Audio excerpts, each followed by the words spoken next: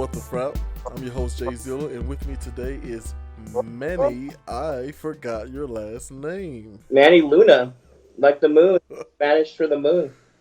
How did I forget that? I think here my phone is like Manny Walmart. Man, how are you? I'm good. I'm good. I'm just, living the dream. Living the dream, as we all are. Yeah. Um, Here in this pandemic times, man. So what you got going on? What are you doing these Yeah, days? I'm just going to school right now. So when I first met you working the graveyard shift at Walmart, I left there to start a graduate school program. Reason why I stopped working the graveyard shift. So now I moved. So that Mm, semester, I was actually able to work, do my schoolwork from, it was online from Albuquerque, and then mm. my program. It's a residential program, anyways, but they happen to offer a couple online classes. But now this semester, my program's fully online, even during this pandemic time. So All right, I'm up in Las Vegas now, going to school. Las Vegas. Now, for those of you who don't know, Las Vegas also exists in New Mexico, which is what you're talking about, right? Yeah, Las Vegas, It's New not the Mexico. Las Vegas. Yeah, unfortunately. Although right now I'm pretty sure Las Vegas is still a ghost town. What do you think? Yeah, I would think so. Yeah. Yeah, it's I mean, I guess it's during all this time, this pandemic time. Mm, It's people are staying in, not going out. So it can look like a ghost town anywhere, really, to be honest with you. But up here, it's you still see people. We don't. I think COVID's not that really big of a deal, or people don't see it as a big of a deal out mm, here in San Miguel County. When you look at the numbers, I think they're just right over 100 cases since the beginning of the pandemic. So it really hasn't really affected this community. I would say too much. is it a And like there's a smaller? lot of student athletes on campus, Uh huh. and I think they get tested like daily or pretty regularly. Wow. So they're on top of it. So they're keeping the campus clean. So it makes me, you know, have you know decreases the opportunity or the incidences of being exposed. Yeah, that's crazy that we're all out here like, we said Las Vegas, beat Las Vegas, but we're all out here kind of rolling the dice, man. Hopefully, Yeah, person in the drive-through isn't, putting it on your food packaging and all this stuff. Like, this is crazy. yeah. Yeah. But you're one of those people who didn't let the pandemic stop you from being productive. What made you, well, you said you were already in the graduate program. So what are you up to? What are you headed towards? What's the program geared towards? I mean, like, so I mean, my program is like really set for people who want to get involved in like government because I guess my concentration is governmental processes. Mm, So a lot of people want to become lawyers out of this program. Like, so they'll do this grad school program, then then they'll apply to law school, or they'll are trying to up their promotability. They already have a job within the government. mm, They're like a mid-level person. They're looking to add another level of education to move them up the chain. To get a more higher level management position within the government, or people who are just out looking to pave their way through. Start that journey and working for getting a government job or even nonprofit work too as well. A lot of people want to work in nonprofits also are in this program too. So it kind of gives you a broad education in how the government works, how policy works, how laws are passed, how the government kind of is in a broad way set up to function correctly. So how does the government work? How does the government work? So I guess that you could say that's right now. You'd say the government works very dysfunctional at the national level. It's very dysfunctional. It's very polarized in Mm, how the government works.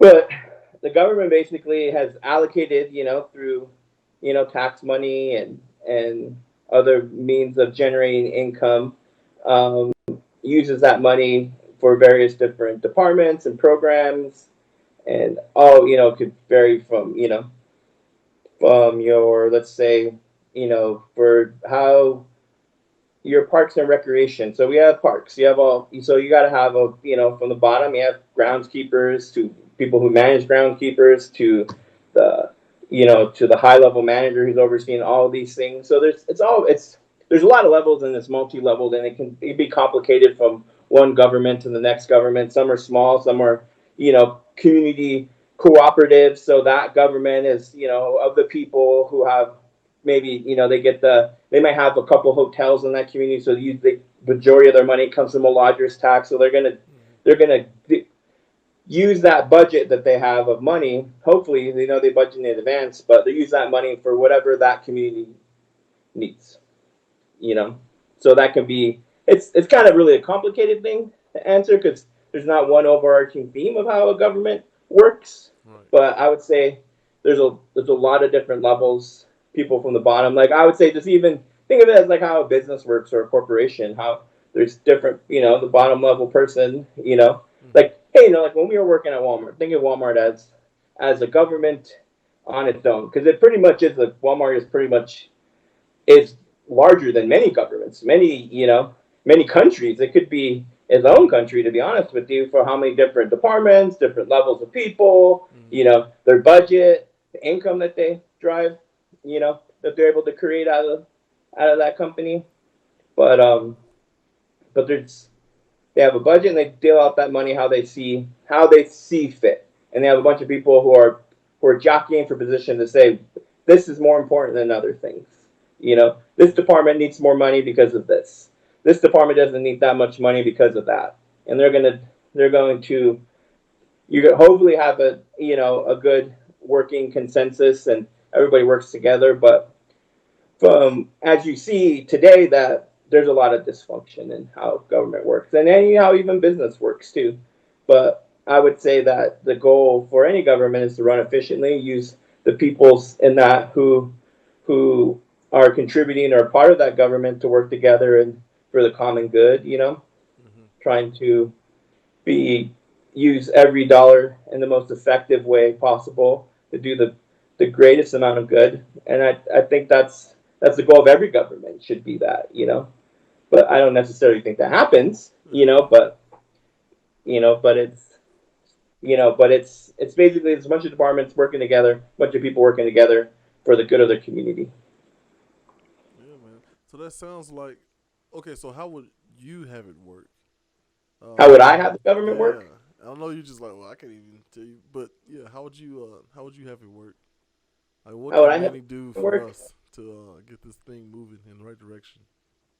I would say if I could have, I mean, you got to have. I would say I like a cooperative. You know, I like a cooperative format for a government agency. If Mm-hmm. let's just say we'll use like a small town because when you get like large metropolitan cities, there's so many things can complicate it. We'll just say like a 100-person town. If 100 people, I would say like a community council that's going to use whatever tax money that we generate into that community because we do need taxes. We need to have public services. We need to have trash. We need to have water. We need to have electricity. We need all those things. But we need to. How do we generate money to pay for those things or Mm-hmm. be able to provide that service? But I don't believe in like one person in control like a president. I don't think, especially in a small community, one person having the ultimate yes or no. I don't think that. I think a democratic system is the best system. Mm-hmm. A group of people, whoever's able to build the best coalition for whatever ideas should win. And that's just how it should work. I think when we get split up between this small group needs this, we need to look at what's the greater good. How do we make the community work together best as possible? Right. And I think at the small towns easier because it gets really complicated. It gets really complicated when you get to large governmental agencies, or governments in general, because there's so many things moving. There's so many things that are happening. But I do think a democratic system with more than one person on at the highest level is the best get the best opportunity for success. I don't think like how we have one like our president and he leads our country. I don't think there's too many things that are happening. There's too many things for just one person to have that much control. I think we need to have multiple people at that highest level that have equal say in what happens. Well, I thought that was the why we have Like the the three. parliamentary system. Yeah. Yeah, like that. Like, but there's still a prime minister in the parliamentary system. There's the prime minister who has a a lot of control. Like we live in a two-party system here in the United States. It's a two-party system because that's how the two parties have risen to the top. We do have other parties, the Green Party, the Libertarian Party. There's a wide variety. There's a Patriot Party or whatever. I always say when you go this year, when you vote, everybody should vote. You're going to see under the president, there's going to be probably like five or six options to choose for. As for president, you have the Democrat. You'll see Joe Biden, you'll see Donald Trump, and you'll see. I'm not sure who's running on the Libertarian Party. I don't know who's under running the the Green Party ticket, but you'll also see the Socialist Party.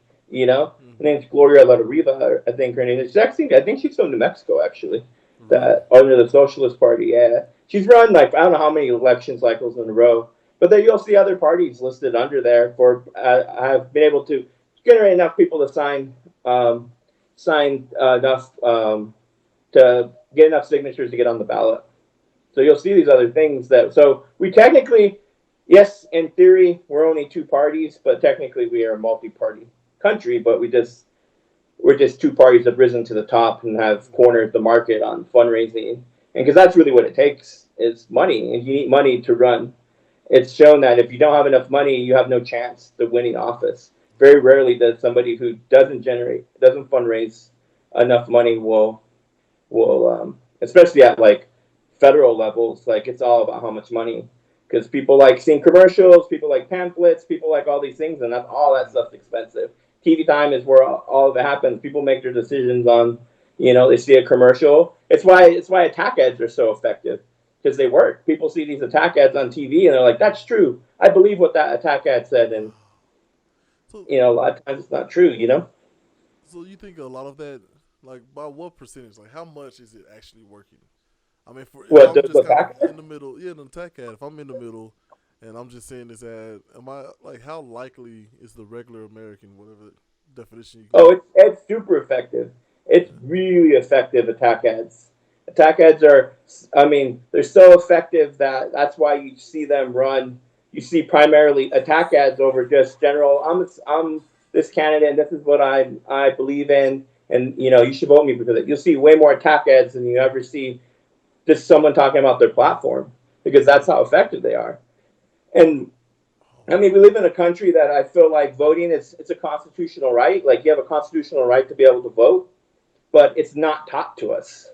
It's not. You don't go in school. They don't teach you how do you read information about a candidate, see what their platform is. They don't teach you any of these things. Like it's almost we get a disservice in this to our youth that we don't teach them about how powerful your vote is. Like somebody told me the other day about if your vote wasn't so important, why would people try to take it away from you if it wasn't so important? Because that's how important it is. Like Right. people do all kinds of things, all kinds of shady stuff to get you either not to vote a certain way, because that's how powerful your vote is. Just think about that every time someone tries to tell you you shouldn't vote. Like you shouldn't vote this year. Like I hear that all the time. You shouldn't vote. None of the candidates are any good. Right. What? Like you have to vote for whoever's the best candidate possible. I know you may have you know you may not like Donald Trump, you may not like Joe Biden, and you Mm. think that like their policies or whatever they stand for, whatever they did, whatever you got to pick what's the best option that you have available. Because if you don't vote, I really think you can't say much about what's happening, because you made an effort to go out there and circle in the boxes, circle in the bubble, and vote to have your voice heard, have done something, so you can say like I voted for this person, but I don't like what they're doing. I think they should do this, or I think they should do that, or I didn't vote for this person and now they're my representative. So I can say I didn't vote for you, but I could still say something because I voted. I went out there and did something. I took the time to go do that. You know. So that's how I. But attack ads, and get back to your original question. Attack ads are really effective. How like the haircut of a person is of the candidates effective. You know. how tall they are is effective and if they're going to get a vote. You know, So people like their president to look a certain way. Like he's got to be yeah, tall and yeah. Like imposing. that was a big thing with Obama. Like he was a presidential, you know, and he was very presidential. He was well spoken. He was well read. All those things are, Yeah, he I was would say, are calm. very important. Right. Are very important as a representative of the people, being well spoken, being well read, knowing your facts, knowing your information, and be Mm. able to, be able to convey those things effectively. Like Obama was a master communicator, is what they would classify him as. He's a master communicator because he's able to communicate his ideas effectively and people to gather that coalition behind him. Mm. But also, Donald Trump is a master communicator too. He knows how to communicate to his base effectively, extremely effectively. Knows how to communicate to his Yeah. base. Man, and he let us behind the scenes when he's quoted as saying, you just say stuff and they'll believe it, and you just keep on Yeah, saying it. And I'm just like, what? No one's buying that, but it's worked. And like it you worked. said with the tech ads, and even going way back, and if you look at those old buttons from campaigns yesteryear, right?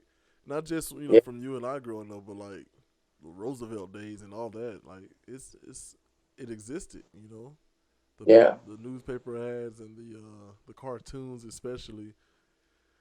What? Why do you think that is? Is it just a matter of being able to reach a bunch of different people? Like you may not can read, but look at this cartoon of me kicking the other candidate in the butt.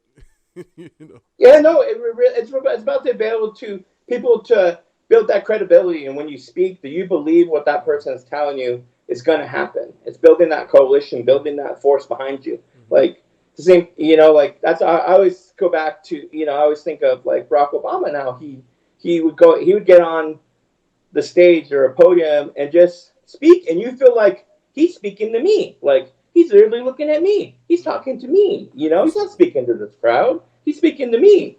And you think about that, it's like that's how you build where somebody will go to the poll and circle in that box because I believe in him, I believe in what he's going to do. And if you're not able to do that, you're not going to get elected. Oh You're not man. going to get elected. Is in your opinion, is that what happened to Hillary? Like she had all the experience, all the policies you can ask for, all these different attributes, right? But that personable thing, that personality, where she made people feel at ease or like, yeah, okay, she's an okay person. Yeah, I think that was part of the problem, but I also think there was like a concerted effort, like the Russians. There's outside forces that were Yeah, working against her. but aren't they Like always kind of lurking, doing I mean, something?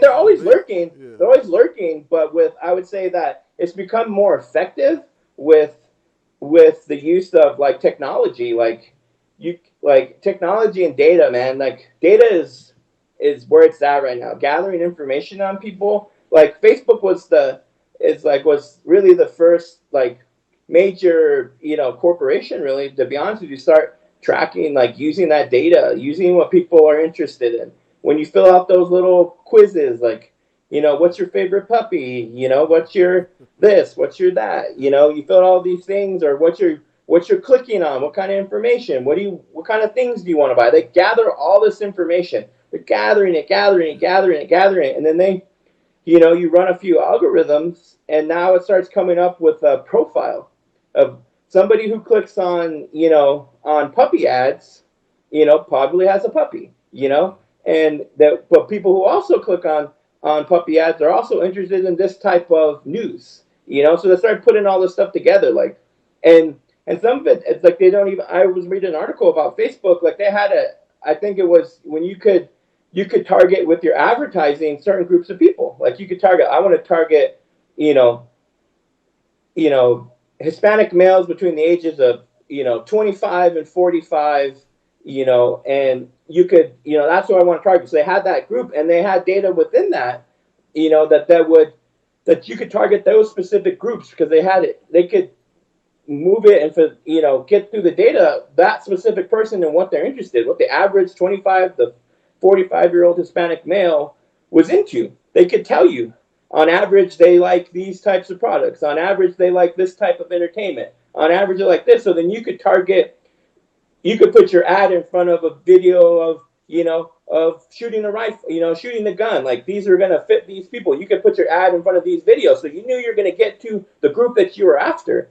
And it Mm-hmm. got so good that they even had things that were like anti-Semitic things in the, and you could advertise the thing to people that were anti-Semitic or who had these racist beliefs. But it just would populate in where you could put your ad space on, because that's how the algorithm figured that out. And it's like, why do we have this? Like why do you have the ability? It's dangerous. It's super super dangerous, and that's what happened in our last election. That with the how fast computers work and how fast they can crunch data and track all this stuff, like, became super effective way to get votes or suppress votes. Like, it became really really easy with using that data on people. And there's a lot of people saying that we need, there needs to be regulations. I believe there needs to be regulations on how people's data is captured and how it's used. You need to know how it's being used. Like, it's so, like, your data is like a fingerprint. It's so personal to you that it's not important that it needs to be protected. Right, but isn't it more of an issue of okay, people like me who just sees the next 15 sheet agreement pop up and like, yeah, yeah, anyway, click, click, get it out the way. Yeah. Right? Isn't it more like we're just voluntarily offering Yeah, up we're information? voluntarily giving it up in a lot of ways. Like you said, we're voluntarily Yeah. giving up a lot of our data. When you sign up for something, when you sign up for a Gmail account, or when you sign up for Facebook, you're giving all these things away, all these things away that, that you never, 10 years ago, 15 years ago, really wasn't that big of a deal. Like, wasn't, but now with how they can use that and how much money they make off of that, like, Yeah, boy. because I think it was Andrew Yang, the one of the Democratic um, presidential candidates. He was said that if something is free, you are the product. If something's free, always remember that. If it's free to sign up, you are the product, because nothing's Okay. free. Yeah. You're the product. So it's free to sign up for a Facebook account. It's because they're making a lot of money off you. It's free for this email account, because they're making money off you. Right. So selling that data, man, that data is like, because just even I say, my program, I use a program called SPSS in my program, and we track survey data from people for, like, voting, how people vote. Well, when posing various different questions about how they feel about abortion. All Mm-hmm. these huge surveys they've done, you know, and I can move stuff like certain questions, and I can work them against. I can cross tabulate them.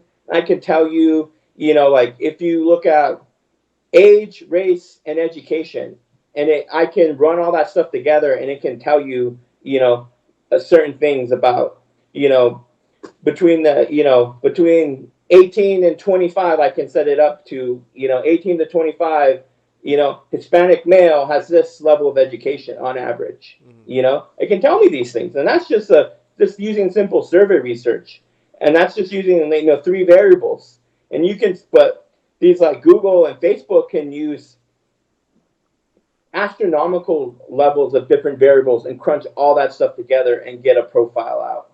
You know, and use that effectively to advertise. So effectively, what they're saying is, for advertising, is what they're trying to do. Trying to put a product in front of your face, for you to buy, is really what they're after. Right. People to come in, like, hey, I can get you in front of X amount of people within this group.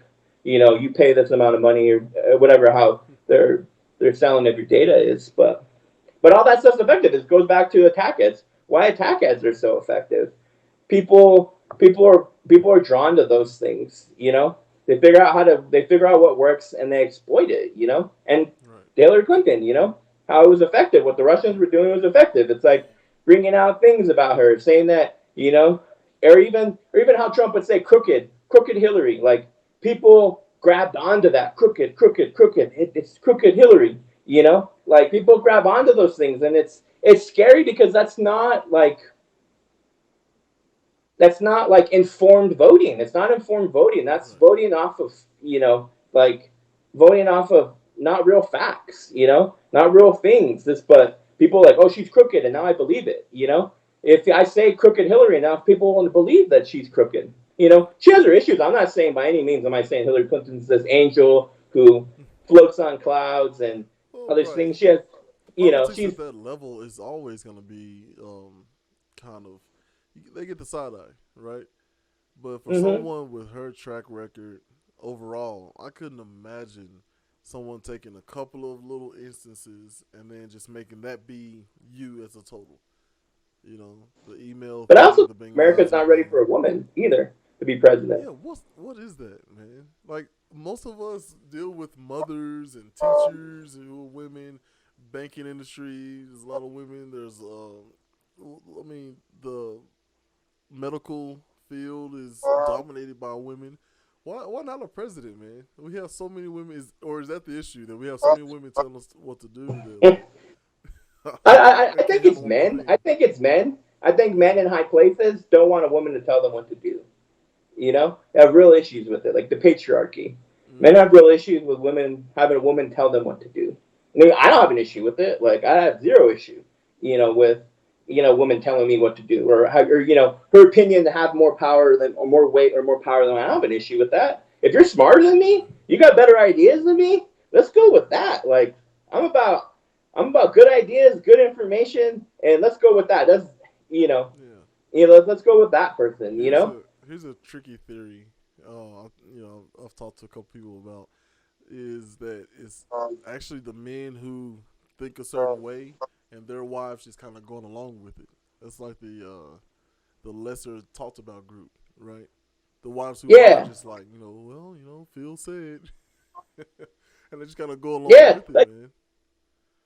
they talked about that a lot about in the Republican Party. A Mm, lot of, a lot of, a lot of within that, like the men tell their wives how to vote, or the women in their lives, this is who you're supposed to vote for. And like, okay, like you said, Theo's telling me who I'm supposed to vote for, and they go with that. And that's changing. Like with more women now in higher education, mm, they're outdoing men now. Like there's more women in higher education are getting 4 year, getting 2 year degrees, getting 4 year degrees, getting graduate school levels of education. Women are outpacing men like by leaps and bounds mm, now. Like we're getting to a point now where women are going to be more educated than men in this country, and I think it's really it's like a battle within that. I think it's my theory that there's now a battle of men losing their place as the that is equalizing now, that we're playing on a level playing field now, and they don't want the level playing field. That I don't want women to be at the same level as me. The people that right. actually the men that are in power, I don't want that to happen. I don't want to lose my place. It's like the same reason why middle-aged white males commit suicide at a higher rate than any other group. It's because they're losing their place in the world. You know that I can't be equal to these other groups. I'd rather kill myself. Is really what it comes down to. I'm losing my place as the top of the mountain. I can't handle that, so I'm going to end my life because of it. And I think that's how it's really about men. A lot of men now are like, I I don't want to be equal. I've always had the power. I've been able to say and do whatever I want with no repercussions. And now we're seeing there's repercussions for the things that you do and say now, Mm, like because of the internet now. Because if you say and do something stupid, it can go around the world like that yeah, it's the within spotlight. seconds. You Yeah, know. So I think it's just that battle. It's that jockeying for power. Men don't want to give up their power, and they want to give up their power. They want to give up their place on the top, and you know, so it's just a jockeying of power. yeah. So it's that fear that we were talking about, right? Yeah, it's fear. Yeah, it goes back to what we're talking about. Fear. Men, a lot of men that fear being equal and not being in control. It's that control issues, And I think a lot of men now, like I feel like I have my mother is like one of the smartest people I've ever met in my life. My sister is one of the smartest women I've ever met in my Mm, life. Like I had zero issue with that. I grew up in a household that was my parents' marriage was equal, even though my mom I had the privilege of having a mother who was able to stay home mm, through like majority of my younger years. Like she worked and did some other things when we were really went around middle school to like high school. My mother got jobs doing other things to provide for us in other ways, but I got a lot of I think I'm very privileged in that sense. mm, But I was able to have a father who who was cool with all those things. He didn't have to be cool with that, like, but he was cool with that. So I saw a household where that my mom and dad were, it didn't matter that my dad made more money than her. Right. What the value was is what they were both contributing to how we were being raised and what we were being taught and what we were learning. That they were at the same level. It was a true level playing field. Her opinion held the same as much power as my dad's did, and they worked things out. Mm-hmm. So it made me not have issues with that. And I think that's what we're seeing more and more now, that more and more people, are growing up in that way. If it's even in single parent, you're seeing powerful women. There's a lot Right. of single mothers out there, a lot of them out there, and they're powerful women. And so it's changing the way young men, see women now. They see women as these, be able to do everything. You know, to be a single mother and be able to do a lot of, to be able to keep a house, keep a roof up, keep food on the table, get their kids to school, and that's what a true superhero is right there. That's a straight up Yeah. true superhero right there. To be able Amen to to keep that. all that together and still have and still that's like ultimate. That's like the ultimate multitasker. What men are terrible at. Men can't multitask. Like they're the worst at multitasking. It's why women are the best fighter pilots because they're master multitaskers. Because of way society made them have to be that way. You have to keep a house. You have to keep a house like the '50s housewife. You got to keep your house clean. You got to raise your kids. You got to keep your husband happy. So they have to wear all these different hats, and I think that's why even make women might even be better leaders than men because of their ability to multitask.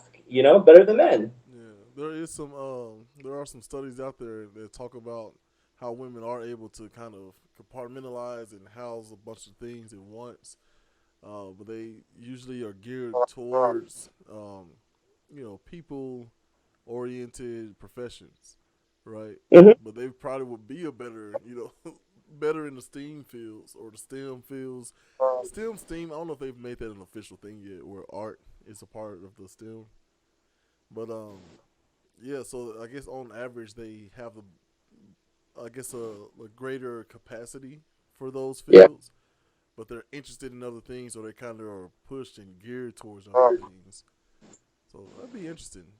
I think that's the whole ideal about being in an equal society, right? Or maybe not Yeah. equal. What is it?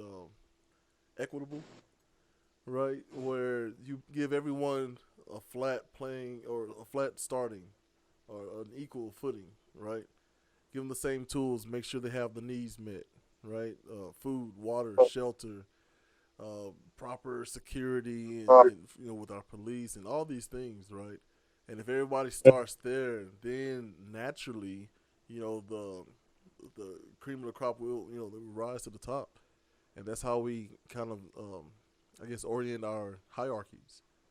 Yeah. Yeah, versus saying like, "Hey, we're gonna get up here and then pull up all the ladders to make sure no one else can get up here, and play the game on Yeah. this level." Just let it be a real competition. Yeah, like it's like that they call having different starting lines, you know, Yeah, different starting lines and different finish lines. Not everybody has the same starting line. You know, like you know, life is about opportunities, and not everybody has the same opportunities. mm, So if we had even, like you said, even playing fields, that's how that's what we need to. That's why other people need help. Why we need to look at these things. Because I always hate pull yourself up by your bootstraps. It's all about how hard you work.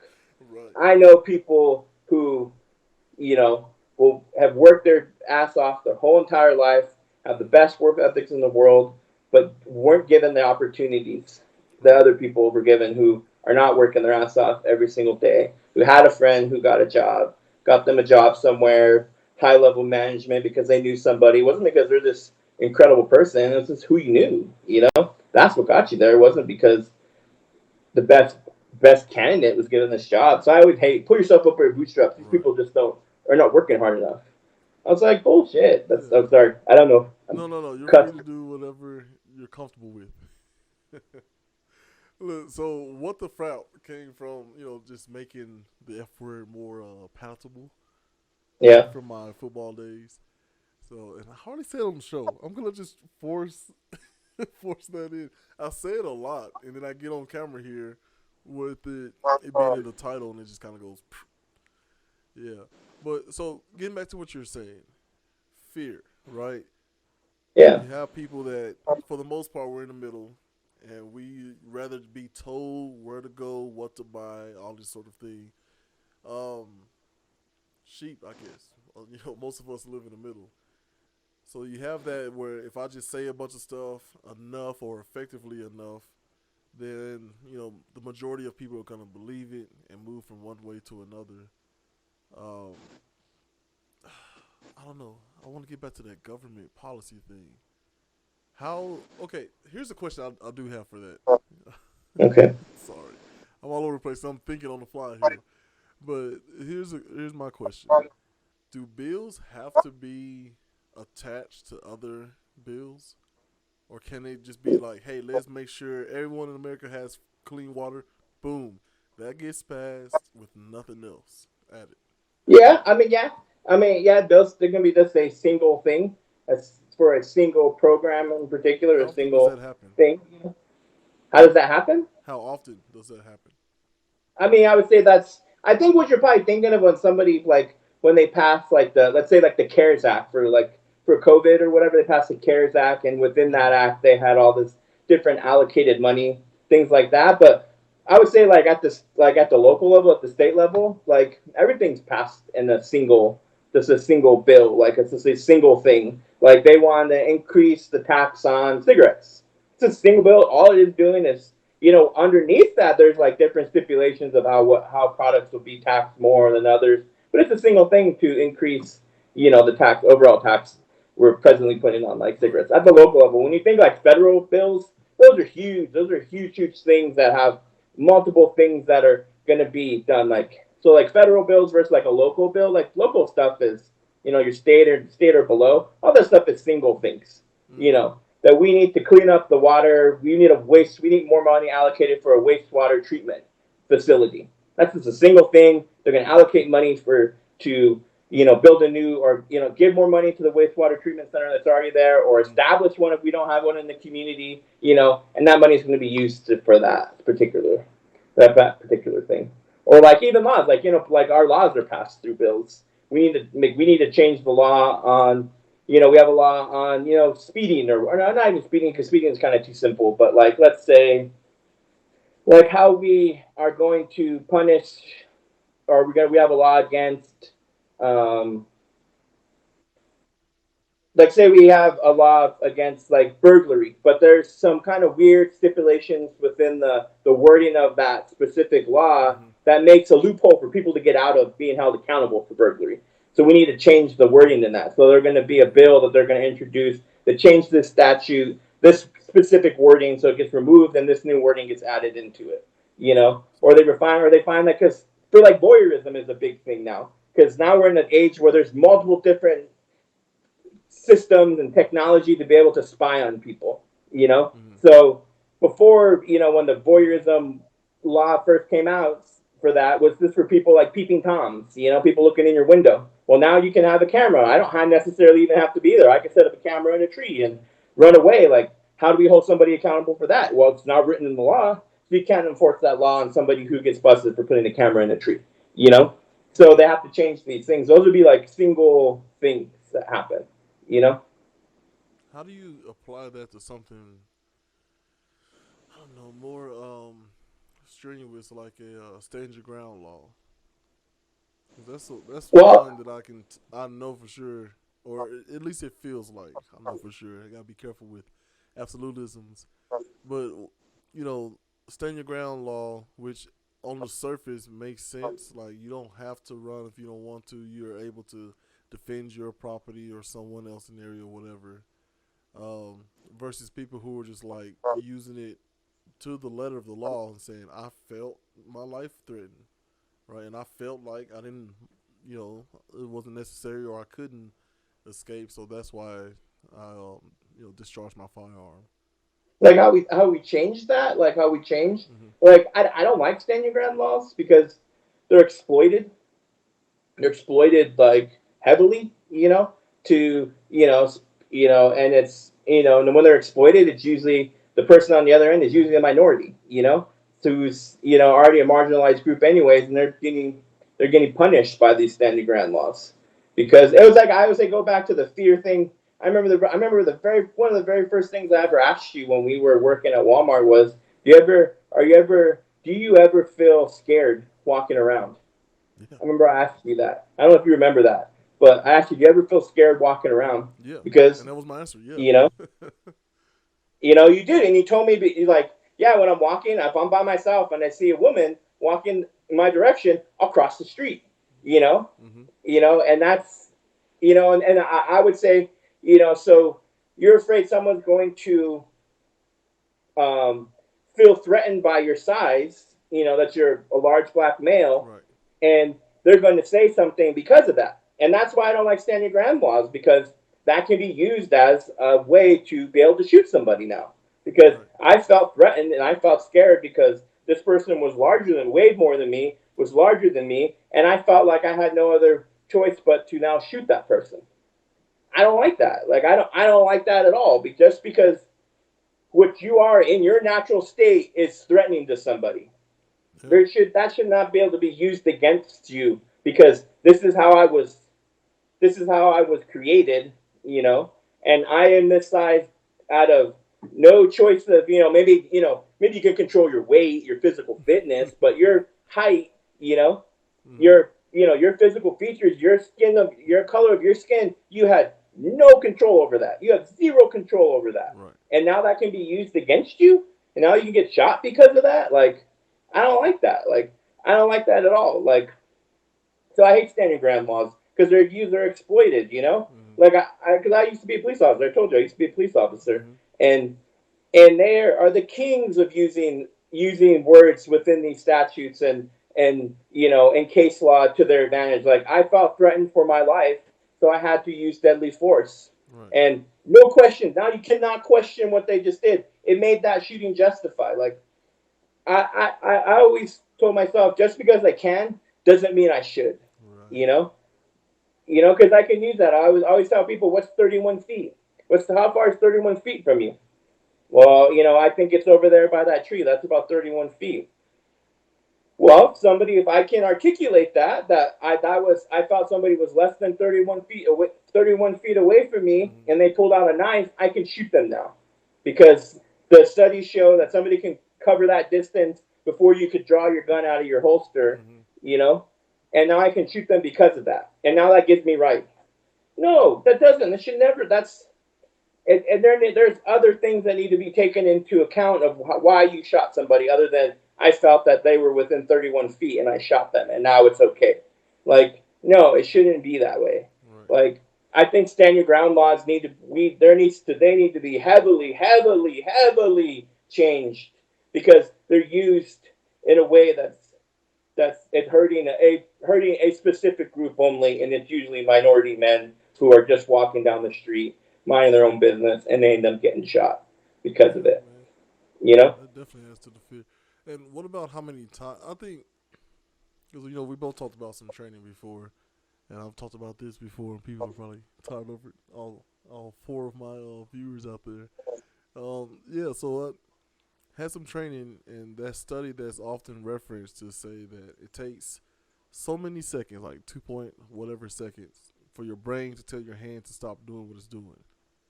And so instead of saying like, hey, try to snap out of it as soon as possible, we were trained to, within that time frame, get as many shots off as you can. And it's just like, that's the, you know, that was the one thing that made me just kind of go, whoa, like why is that a thing? You know, I saw a video where a guy who had a knife and he's screaming obscenities at the officer, and the officer's drawn to a low ready, and he's using his voice, right, very loudly, very forcefully, telling him to put the weapon down, and giving him, you know, giving him instructions. And the guy, once he makes a move towards him, the officer shoots him one time, pow, and it's like, he's still using his voice, still, but it was just one shot, and the guy was down, and it stopped him, and he still had his gun drawn at a low ready, still using his voice. And then once he was able to get over there and kick the weapon away, he was able to cuff him, and this guy went home. this one, or the guy went to jail and this guy went home, and then you can see him. The further footage shows other officers showing up and him just walking it through, and one of the things that happened was, why didn't you shoot him? Why didn't you get more shots off? It's like, well, he was down, and so I, I don't know, man.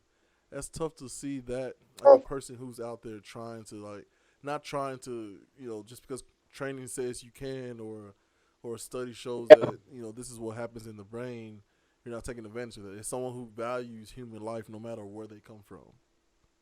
Yeah, Yeah. and I mean, I think that's not really taught to you in those type of positions when you're a police officer or you're a correctional officer. Mm. I don't think they really put that in that these are people just like you. You know, you're gonna deal with they're just another person. You know, and you shouldn't be. You know, just because you can doesn't mean you should. You know, you need to evaluate the situation at a higher level. You're in a position where critical thinking is at the Mm-hmm. utmost important. You have to be a master of critical thinking. You're gonna have to make good decisions in a sometimes a very you know in a split second. You have to make an intelligent decision, and that officer shot one time, and that's good. You know, I mean, I'm happy that he was able to assess the situation that in that manner and not and end up not killing that person. I mean, that one bullet could have killed that other Right. person, no matter where you hit them, but we're able to make that decision that they're stopping the action. I was not trying to kill them. You Mm. know, and I mean that's what they train you that in my police academy. You're shooting to stop the action, Mm-hmm. whatever that may be. You know, it may be that stop the action may be death, or it may be just shooting them just to stop whatever they're doing. But I don't know, like that was like the last thing that I ever wanted to do. Was the last thing I ever wanted to do when I was a police officer is ever have to shoot somebody. Mm-hmm. I hated having to pull my gun out and point at somebody. That's the last thing that I ever wanted to do. And being that it's like because of how like taking somebody like having the ability to take somebody's life is like one of the you know it's one of the hardest things in the world to have to do. You know, it's a complicated thing. It's a messy thing, but they don't train you for those things. They don't train you to how. I remember before I went to police academy, I read a book called on. It was called On Killing, I think it was called, and it was about how they taught throughout. It was about an author wrote about how they were able to train soldiers to be able to actually shoot and aim at people, be able to kill somebody, and like through like the First and Second World War when they surveyed soldiers, they actually well for every time you were pointing your gun, were you pointing it at somebody? Were you just pointing your gun and just pulling the trigger and hoping for the best? And it was like only like 20% or 10% of the people in the first couple World Wars, World War One, World War Two, were actually pointing and shooting at somebody. You know, I was Mm-hmm. pointing and shooting at somebody to kill them. The other people, the vast majority of them were like infantrymen, were just pointing their gun and just pulling the trigger. Like I'm just gonna pull the trigger and hope for the best. And then by the time Vietnam came around, like it was like 95% of the men were saying that soldiers were saying that I was pulling that trigger and I was pointing at somebody and I was trying to kill that person. Like how are they able to do that? They're able to train soldiers to be able to do that in a short amount of time. And like, those are all those wars when Mm-hmm. people were being drafted. Like you were told you have to go. Like you're getting pulled up. You graduate high school. You're an able-bodied male. Guess what? You're getting shipped off to boot camp in 8 weeks. Right. You're gonna be on the front line. After you finish your boot camp, you're gonna be shipped out. And how are they able to do that? So I was like, man, like, because I was in my head like, this may be something I may have to do. Like I have to have the mindset to be able to do this, to be able to now point my gun at somebody Right. and shoot them you know and they don't prepare you for those things. They don't tell you should read this book or you should do this. How are you going to be able to deal with that once you've actually shot somebody? What kind of what you're going to have to do after that, like talk to somebody, talk to psychologists, because taking somebody's life is a serious thing. It's a serious thing. They don't train you that. It's kind of really freaking nonchalant in the law enforcement, Mm-hmm. including the police department. It's like, this is what you have to do. You point your gun at them and they're doing something that's threatening your life or somebody else's life, you pull the trigger. You shoot two times, reassess. Shoot two times, reassess. Shoot two times, reassess. Post And shooting. making it so like it's this. willy nilly thing. Like, hey, Yeah. let's just go out there, and if this happens, it happens. And it's like, no, this is like a legit serious thing. Like, you've been given the ability to shoot somebody, Hmm. you know, Well, I know. and have a legal authority to do this. Why are we not preparing these men with more training, better critical thinking skills to go out there so they don't have to do this? They Money, don't have to. lack of It never bodies. has to get to this situation, Yeah, you know? but there are a myriad of different reasons of why the best aren't out there. The biggest thing that you said was, as an officer, I never wanted to shoot a person. Those are the people that we need on the street. Just like we need a president who's just like, man, I don't want to be president. I feel like I can work and do so much more, on the lower levels. That's the person I want to be president, who's almost the reluctant king, so to speak. Yeah. But I don't know about your training, but ours was very hyperactive. It was all worst case scenario and hey, quick, and then it was also error on the side of discharging your firearm. We'd rather see you go home. We'll make sure you go home. We'll take care of all the legal stuff. Don't worry about that.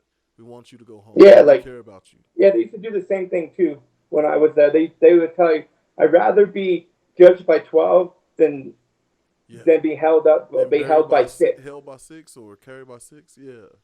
Yeah, Yeah. carried by 6, or and I'd rather be judged by 12 or being carried by 6. I'm like, it's almost like they're putting that mindset into you that, hey, you know what? Shoot first, ask questions Yeah. later. When it should be ask questions, shoot second. Ask more questions. Because in my time, like, it was a very short amount of time that I was a police officer. Mm-hmm. Like, there's some scary situations where I thought I was gonna have to shoot somebody, but something always said, you know what? I don't have to do this. I don't have to right now. It's not meeting that criteria. But I also told myself too, I'd rather die because I made a bad decision and not use discharging my firearm than discharging my firearm improperly and killing somebody that shouldn't have been, or shooting somebody that shouldn't have been shot. Which is I a would tough rather. thing. That's what That's a tough you know. thing, man. And look, that's why you're the type that we want out there ideally. Um, but with lack of funding and stuff, I know I was talking to someone else about the training, and they should be have to go through at least as much training as medical professional, right? Or as far as the work schedule, you're on so Yeah, often that you off so often to train. And that's weapons training. That's de-escalation tactics. I like talk about your boy Yang. He's got this ideal of every police officer should at least have a purple belt, yeah, and and jujitsu. yeah, in Yeah, jujitsu. yeah. So I think that's true because I dealt with police officers that right, once you put your hands on somebody, you can't go back. You can't go back once you yeah, put your hands on somebody. So they were afraid to put their hands on somebody, so they'd rather use other tools like tasing somebody, like using their baton, use their OC spray. mm-hmm, They'd rather use all those things than actually putting their hands on somebody because they were afraid that once I put my hands on myself, this person might have the advantage over me. They might be stronger, faster, better trained than me. So I'll just use these other tools so I don't have to actually. So I'll hinder them in some manner, and then I can put my hands on them, and I have the advantage. When I thought to myself that I'd rather put my hands on somebody than use these other tools because I felt like I could have had a taser, but I didn't because I thought it was inhumane. I mean, we had the option, but there really wasn't an option when you're in the police academy mm, to be tased. You don't have to be tased. You go through the training, you take the little test, you do the shoot the taser into a cardboard silhouette, and then you're certified to use a taser. But at the end of that, they're like, you can be tased if you want to, but there's no choice. You technically have a choice. Like, no, I don't want to be tased, but you have to. It's because the group, man, they know the group. Everybody's doing it, so you better not be the guy that's not getting, okay, tased. yeah, So when I got hit with the taser, it hurt for 5 seconds. Like, I'm like, this is inhumane to have this tool. I'm like, this is why do we have this tool? I'm never gonna use this. Like, and then the same thing with like my baton. Like, there's certain things that had to be on my duty belt. I had to have a baton on my duty belt. I had to have one pair of handcuffs. I had to have a gun with 2 magazines, and mm, I had to have OC spray on me. And or if I had a belt recorder too. All that stuff was required to be on there. I had a little screw where my baton was at. I screwed that thing down so if I ever got in a scuffle, nobody could pull my baton out of my belt Mm. and use it against me. And I had the OC spray that I had to have on there, but I told myself I was never going to use my baton. I was never going to OC spray anybody because these are tools that are inhumane to use against somebody else. So, You in know, I your had, opinion, that's in any situation. huh? In your opinion, is that in any situation you were just like, nah, not gonna do it. I'm not going to do it. Like, yeah, I'm not going to do that. I don't, I'd rather put my hands on somebody and Mm. get, because the vast majority of people are just trying to get away from you. They're fighting you to get away from you. So Right. the moment you stop fighting them, they're going to take off, Mm-hmm. you know? So, so all these other things. So if I put my hands on somebody and we're rolling around and I lose control and they're trying to get away from me. Very few people are trying to stay in the fight and they're not trying to get the advantage and trying to kill you, Mm. or trying to hurt you. Now they're going to stay there and keep punching you. No, they're going to punch you and take off. Like Mm. they don't want to be there. They're trying to get away from you. They don't want to. They don't want to be in this situation anymore. So that's what I thought very quickly. People are just trying to get away from me. So if I put my hands on somebody and they squirm out and get away, I can chase them. They're not Yeah. staying there and continually trying to hurt me. They're trying to run away from me. They're hurting me to get away from me.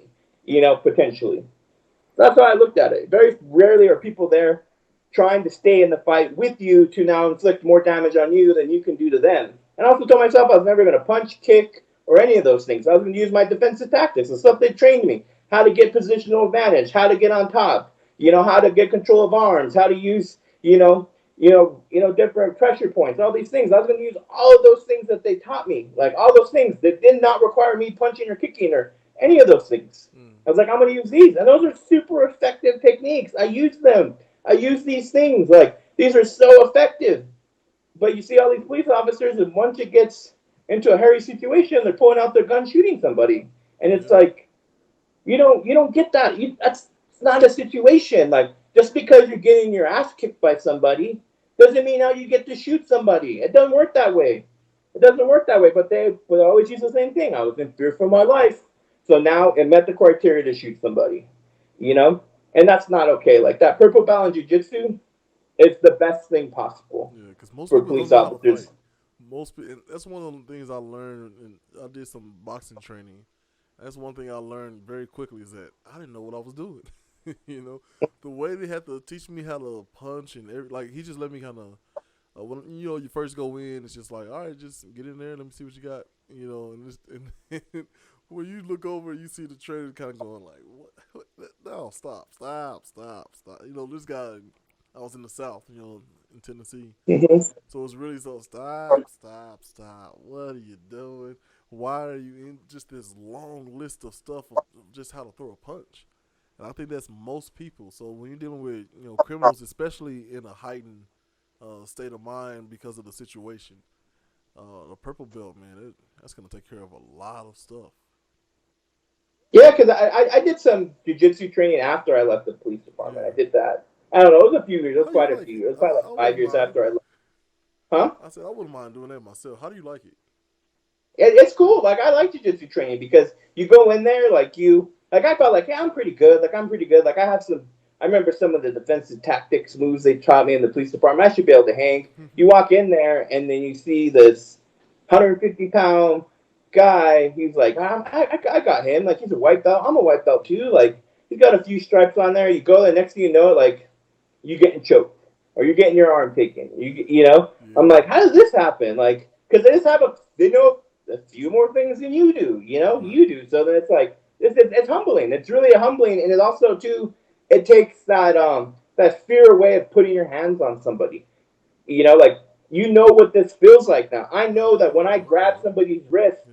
what this is gonna be like. I'm doing this over and over. Every time I go to class, I'm gonna be have my hands on somebody. I'm gonna be have physical connection to somebody. Hmm. Like you and now it becomes not a scary thing. So if you're out on the street as a police officer, you know, now you have to put your hands on somebody. Now I know what it feels like. I know what it feels like to be on the bottom with somebody who's twice as big as me. Or I know Hmm. what it feels like to, when somebody's on my back or if I'm on my side, I'm in this disadvantaged situation. I know what this feels like. So now I don't, now I can make informed decisions now. I can still use my critical thinking. I can still think in this scenario that I know what this feels like. And I think that's Right. really what a lot of these police officers end up making bad decisions is because they don't know what it feels like. They don't. They get scared. We I remember in my police training we had it was called officer survival. Basically, it was like they had actors playing, acting out scenarios that you're going to see as a police officer out in the street. And I remember we go in there. It could be you're knocking on the door, and you knock on the door, and some lady answers the door and says, "My husband just hit me in the face." And you see the guy back there, and he's like, "I'm going to kill you guys." You're like, "Oh no, I got to go in there. I got to move her out of the way, and now I got to put my hands on this guy. I got to see assess the situation." So Mm-hmm. you're acting out these scenarios, and I remember two of the guys that went acting out scenarios were like scared. They were like showing like actual fear, Mm-hmm. and I'm looking at them. I'm like, "This is fake. These are actors. We're Yeah. not dying today. Like, if we're not gonna die, like if we die today, it's because of some unforeseen accident. It's not because Right. an actor killed me today. It's because we're walking by and a freaking AC unit falls on us. If we're gonna die today, it's some freak accident. This actor's not gonna kill you. This actor doesn't have a real gun. This actor doesn't have a real knife. Yeah. This actor really didn't hit this person. Didn't commit this domestic violence today. Like, and you're scared right now. Like, I don't think you should be a police officer because if actors are scaring you, what Yeah. happens when the real thing happens? Like you're gonna make bad decisions. And both those guys shot people pretty quickly right out of the academy. They shot somebody. See, so I so there's was a like, I knew that was gonna happen. yeah, You know, and that's the thing too. You get them used to it, like you said, but that means more training, right? The and more more training. training, the Yeah. more they're able to assess the situation, and even if they find themselves beneath someone bigger, they're able to calmly maneuver, get control of the situation instead of just Or jumping oh yeah. to straight to pull your weapon. So look, I'm gonna get back to fear then, because the fear on one side of the scenario is, oh man, how much you a thought there. So the fear for one side is if I don't, oh man, I had somewhere I was going with that. 'Cause I'm trying to figure out how do you still, okay, so how are you, not confident, how are you, I'm really drawing a blank here. Let's see. Oh, how do you feel like grateful for police, but then can also say, but I got a few pointers, right? So on one side, you don't want to feel like you're giving up anything or putting yourself in more danger on the police side. On the civilian side, you don't want to feel in danger from the people who are supposed to be protecting and serving you. So how do you show appreciation and feeling? And look, you're necessary. I don't want to defund you. I don't want you to be just looked at as a whole as being evil or anything like that. And at the same time, some of y'all need to get something and get your act together. Like, how do you accomplish that? Like, I, stifle I I both think fears. I think I don't know. That's a hard question because I think also acknowledging that this job is one of the hardest jobs that anybody can have. Mm-hmm. Be given the duty to strip somebody's constitutional rights away from them. It's a real serious important job to have. But isn't that Can't the be taken smaller lightly. part? Right. I mean, that's the Huh? part that's kind of blown out of proportion, right? Isn't that the small like the main job is to protect and serve, and sometimes you Yeah. have to strip those rights away in order to protect and serve. People who are Yeah. obeying the law. So yeah, I mean, your job is to protect and serve, and if you have to have the ability to take somebody's constitutional rights away from them, Mm-hmm. you need to take them away in a way that's legal and ethical and appropriate. Mm-hmm. You need to be able to do that. But I think back to the other question that you have is that I think acknowledging you have the hardest job available, that's one of the hardest jobs that's out there, and recognizing that mistakes are being made because of lack of training, because lack of training, lack of diversity training, lack of working in communities, not having police officers that have come from those specific communities, having cultural and area knowledge, how important those things are, how community policing and trust their community, the building, be able to build that trust, not sitting in your car. Like that's the biggest thing. How do you build trust when your whole time people see you as sitting behind a wheel inside of a car, Mm-hmm. you know, not getting out, not getting out of your car, not walking around the community, not stopping at the park when you see some kids playing basketball and introducing yourself and shooting a few hoops with the kids. Like showing that you're actually a real person too. I'm a real person just like you, Mm-hmm. but I just have a different job than you do. You know, so I think it's about building that trust back because one, it's lost. I mean, I would say that, minority communities could tell you this for since the beginning of law enforcement that there's been no trust in what the police officers have been doing. I Mm-hmm. think now, I think that you see with the advent, of cell phone footage and stuff like that, that people are seeing Right. what it actually looks like, what law enforcement, how in your community, in your suburban community, how law is enforced in that community is a lot different than it is in these lower income, more minority populated communities. How the cop acts in that community is completely different than how the cop acts in your picket white fence suburb. There's two different police officers that are working. Right. You know, Right. so how law is enforced, if the police officer who's enforcing law in the hood enforced law the same way in that white picket fence suburb, Mm. oh, there would be phone calls, this, that, and another. They're doing this Right. terrible thing, this, that, and another. So if you have to enforce the law the same way you do in a white picket fence community as you do in the hood. That's what you have to. That's what has to happen. It has to be that way. It has to be just because somebody lives in this neighborhood, I enforce the law differently. That's it can't be that way, and it has to be told these police officers like you have to do things differently. The trust is lost in what you're doing because if people can't trust you to do your job correctly, Mm-hmm. you can't do your job. You know, you can't be effective in your position. So we need to change. We need to get you.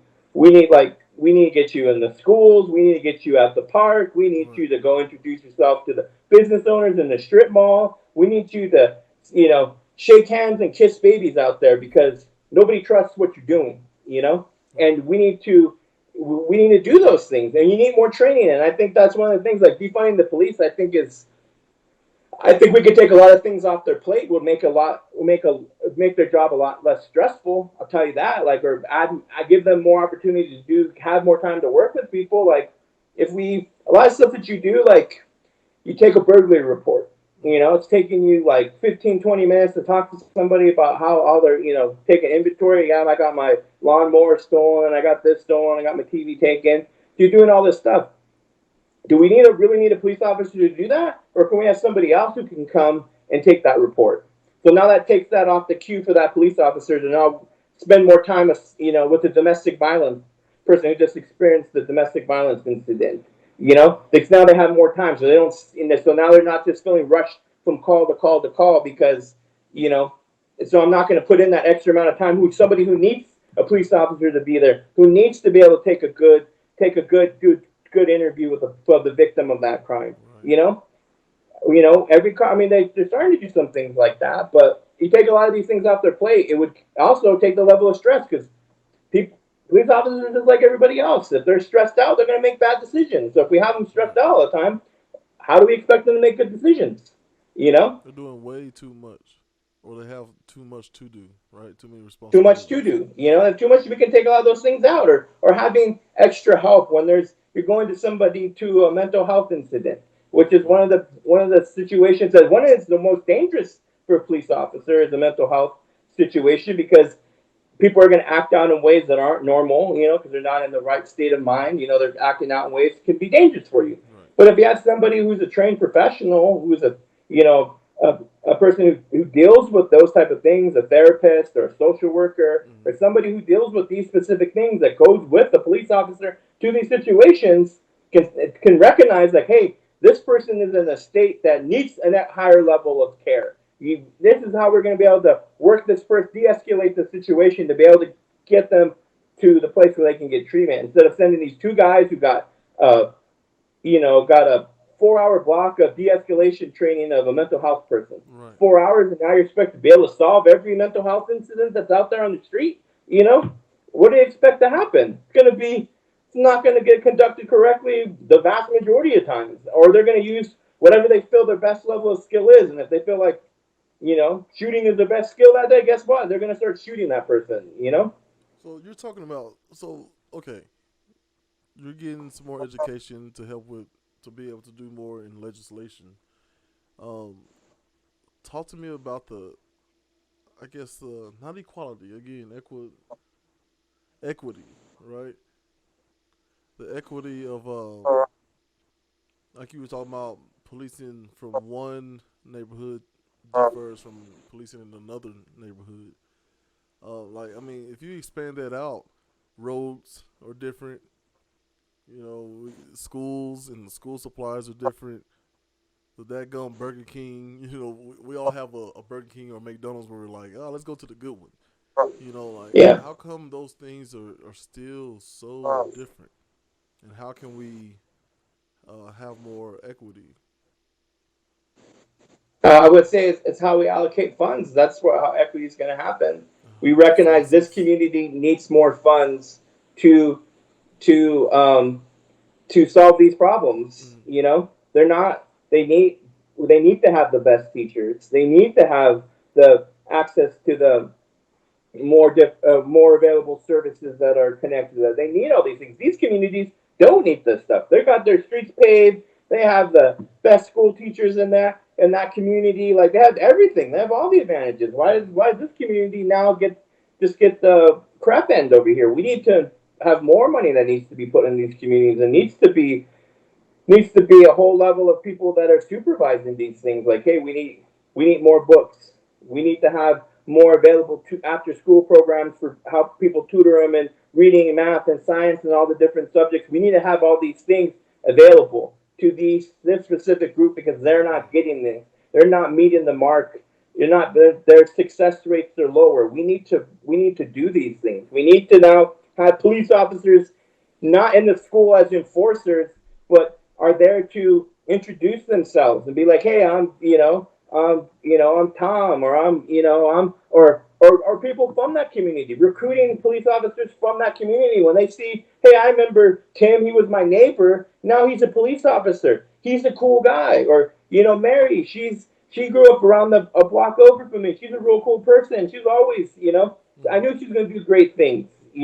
Have that person. All these things are like when you don't have a police department that represents its community or represents has a good diversity, a good cross section. How do you expect them to know how to deal the work of these communities? To know that know the culture. It's that what the president got rid of. Diversity training. The president got rid of diversity training within the federal government because he said it was racist against white people. I'm like, what? Like, so now we get no diversity training. Now we get yeah. nothing because it was hurting white people. Like that's the issue here. That's Right. the How Not do you not see this improving as an it. issue? Not improving it, but just we just gotta get rid of It's just I don't know. But I think more money needs to be allocated. More services need to be allocated. We need to be paving these roads in these communities. We need to be it. this community because what it is that these people in those community in the white picket fence communities, the suburbs, they have high incomes, they know politicians, and they know how to get what they want. They have high expectations because if Right. you let them down, somebody's going to hear about it. Where it should be the other way down. When you're letting down this community who doesn't have advantages, doesn't have the good school teachers, doesn't have the good roads, doesn't have the good schools, doesn't have freaking fresh fruit. They're living a Yeah. food desert in their community. We need to be in that community changing these things because how do we expect equality ever to happen if people are living in two different worlds, So how do we do and the that besides the census, right? How do we figure out how to? I mean, how those funds decide upon how to allocate them? how do they decide that? Yeah, how do they decide? Like besides the census, because I know the census is like a 10-year thing nationally done. But how do we know who gets what money and why? Like especially on the local level. On the local level, I would say it's who your representative is, how effective your representative. That's why voting is important. Your representative of your community, like in a city council who's representing their district, if you have an ineffective representative, it's gonna see on what happens in your community. If they're if they're not there fighting for their community, because everybody's fighting for this the same pot of cash here. Everybody's these, you have 5 city council members. They're fighting over the same cash for their community because every community needs certain things. But I think you need to look at what communities need the most help. This community, this city councilor's community needs a lot of help. They need their roads fixed. They need their schools fixed. They need to have, you know, they need their bridges fixed. They need more infrastructure. They need more, they need more after school programs. They need all these things. And it needs to be based on that. Like, hey, your community's not, and the only way you can do that is gathering data, like gathering data, looking at the school test scores of the kids, looking at their reading scores, looking at, driving in that community and seeing that, hey, this road's got a bunch of potholes in it. We should really fix these things. But it's when you have ineffective leaders and they need to be held accountable. If you don't do something, you need to leave because you're not doing anything for us by being in a position where you have the ability to influence change and you're not doing anything. So if you don't do anything, you need to get to stepping, get out. We don't have time for Yeah, this, but you isn't know? it our job? Isn't that our job Yeah, as it's our officers job. And it to needs to be vote? pointed out. Like, you need to point out you were ineffective as a leader. Get Mm-hmm. out. We don't need you. Step down. Like, we need that. But I feel like a lot of people get stuck. They get like, well, I voted him in last time. I guess I'll vote for him this time. Like I thought that, like when Alexandria Ocasio Cortez challenged the sitting Democrat for that district. She was a Democrat. She decided I'm going to primary that representative who's been, I don't know how many years, like 20 years has represented her district in New York. She's like, I'm going to challenge him because he's been I think Crowley, his last name was Crowley. He was ineffective as a leader. Our community needs help. Our schools suck. Our streets suck. We're a real situation. You're not getting it done. Like, you're not getting it done. I'm going to run against you, and I'm going to show you that I can get it done. And we need not, because there's people's lives now. Like, there's such a big divide between the rich and the poor in this country, a Mm-hmm. huge divide that we don't got time anymore for people to sit on the pot and not do anything. Like, you get into a position, you need to do something. If you're not doing something, you need to know that it's going to be customary that somebody's going to run against you in your own party. If you're a Democrat, you're not getting something done, get ready for another Democrat that's going to primary you. If you're a Republican and you're not doing something right, get ready for a Republican to freaking run against you. There's going to be opposition. It could be 3 people against you. 2 other people are always going to be running against you. Always going to expect that if you're not getting something done. But we don't, and I think a lot of too, and especially in poor communities, they don't know where to complain. They don't know how to complain. They don't never done that before. They don't know that they can go to a city council meeting and have 2 minutes to say that my representative, my city council member is not doing anything in my community, and I'm going to let them know, like, hey, Tom, you're my representative. I voted for you. We still got potholes on my street. What are you doing, bro? Right. Like, you gonna get that fixed? Have you done anything about this? But how do you Like, get that out there? How do you get that sort of message out there? Because how many seats? I mean, yeah, how many seats go unopposed? How do I, we? I would say, a lot of, I would say all the time. I would say every like, most people use Albuquerque. Albuquerque's a good one. I think they have like 5 city council members, maybe a few more, maybe 6 or 7, Mm, but about we'll go with 5. Um, and they're like they've been some of those city council members have been there for generation after generation after generation. They've been there for I don't know how many election cycles, 10, 15 years they've been there, and they're not really doing anything. It's because people, they're just, they're just not controversial. They're not ruffling any feathers. So we'll just vote for him if that person again, you mm, know. But it's really that groundwork. It's people taking the time to understand what's happening. I think that's why like community organizing is so important. Having somebody in your community that goes and tracks down what time the city council meeting's at, tells the community at church, at the gathering points. It's hard now because of COVID that we don't have these gathering points like we did before. yeah. Like we did, where we could distribute that information. But people need to start taking it like it affects your life. Like this stuff, these people are making decisions that will directly affect your life. If your kid's gonna get a good education, you're gonna have a pothole. You're gonna have good streets, good sidewalks. working on bringing new businesses into your community, economic development. All these things are so important. Now, all that stuff affects you, but it's almost like they like to keep it a secret. They like to keep it a secret. We don't want these people to know what's going on. We don't want them to know what's happening behind like the Wizard of Oz, Yeah, behind the like behind curtain. what's happening, what's it called? They don't want like that information goes out there, and it's a scary thing too to go in front and speak in front of the city council and tell them you're going to tell your representative they're not holding their end of the deal. That's a scary thing, but we need to get past that. We need people to be like to go in there and be like, hey, you're not getting it done in this community. What are you doing? What's happening here? Why are we? Why are we? Why if we're going to vote you in, we expect you to do something, or but there's a lot of other factors that allow you to actually get stuff done. But if I see my representative out there going to bat for their community, like, hey, my community needs better schools. We need more, our after lunch, our after school, programs are not there. We need those for our kids. And I see my representative going out there and being like, hey, I'm talking to the mayor. I'm lobbying that in with the city council that we need to allocate more funds to this. And the rest of they can't get the votes. Hey, that's just, it's the way it works and it sucks because you need more people to get on boat with you to agree with your things. But as long as they're going that, they're making that effort, you'll see representatives that just they're just there collecting the paycheck, shaking hands, and that's it. They're not doing anything. And then we need to let representatives know if you go there or not, you're not swinging for us, then it's time for you to get off the plate. Just How get you, how do you find something account else to for? do. Sorry, how do you account for the lobbyists? How Like do you, or how it's do got to you be legal. combat against that if you're a civilian group?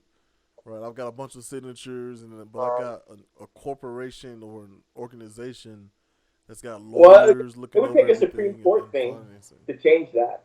Because when the Supreme Court ruled that a corporation could be considered a person, that's what made it.